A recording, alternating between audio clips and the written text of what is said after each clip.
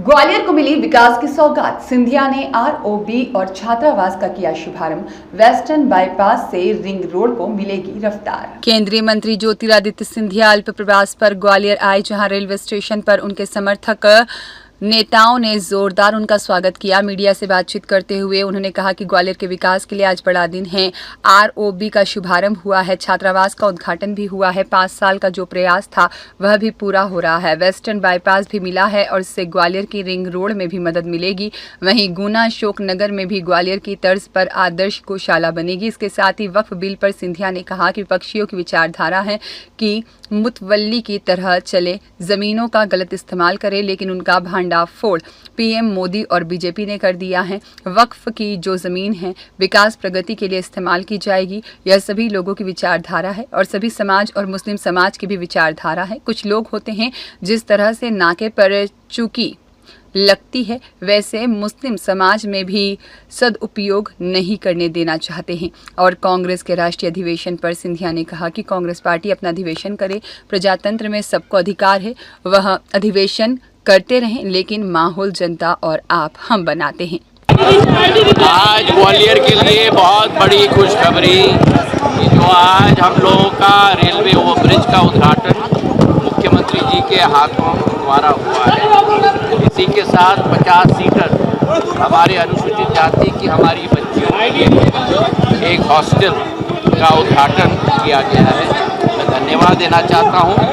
भविष्य में भी हमारा जो 5 साल का प्रयास जो कोविड के ज़माने में 2020 में हमने शुरू की थी, एक पश्चिमी बाईपास ग्वालियर का बने, 1347 करोड़ का गडकरी साहब ने स्वीकृत की है।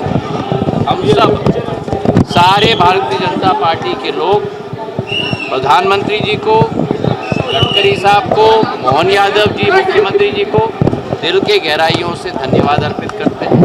इससे पूरा रिंग रोड ग्वालियर का बनेगा और आज जो ग्वालियर पूर्वी क्षेत्र में विकास कर रहा था, अब स्टेडियम बनने के बाद और पश्चिमी बाईपास बनने के बाद पश्चिमी क्षेत्र में भी ग्वालियर विकास करता रहेगा। बहुत महत्वपूर्ण है। जैसे हम लोग ने आदर्श गौशाला राष्ट्र का ग्वालियर में स्थापित किया है, बायोगैस का गैस का प्लांट दिया है, वैसे ही अब गुना में भी और अशोकनगर को मत भूलिएगा, अशोकनगर में भी हमारा गौशाला की शुरुआत कल के दिवस पे होगी। मैं सभी को अपने दिल से भी धन्यवाद अर्पित करना चाहता हूँ। अब वो कोई सीएम साहब और हम इस पर काम कर रहे हैं। थोड़ी चीज़ें हैं, थोड़ा हम सीएम साहब और हम तक थोड़ा सीमित रहने दो, फिर हम लोग जब समय होगा तब आपके समक्ष भी रखेंगे। जो विपक्षी लोगों की जो सोच और विचारधारा है कि मोनोपोली चलाना चाहते हैं और चीज़ों का गलत इस्तेमाल करना चाहते हैं, उनका भांडा प्रधानमंत्री जी, भारतीय जनता पार्टी और भारत सरकार फोड़ेगी। वक्फ की जो ज़मीन भी है वो जन विकास के लिए, जन प्रगति के लिए इस्तेमाल किया जाए।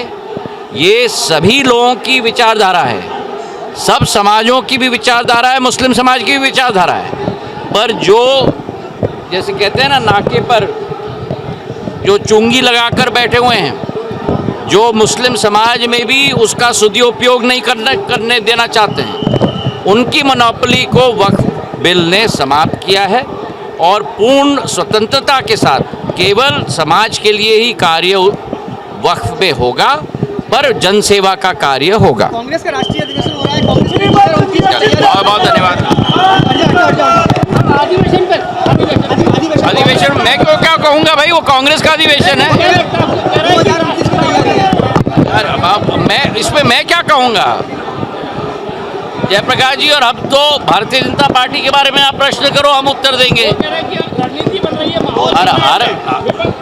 देखिए, रणनीति और माहौल तो जनता बनाती है और आप बनाते हो। हमारे काम पे मुख्यमंत्री जी के काम के आधार पर, प्रधानमंत्री जी के काम के आधार पर अब कांग्रेस पार्टी अपना अधिवेशन करे, हमारे प्रजातंत्र में हर राजनीतिक दल अपना अधिवेशन करने के लिए स्वतंत्र है, अधिवेशन ही अधिवेशन करते जाएं। सलमान खान की रिपोर्ट।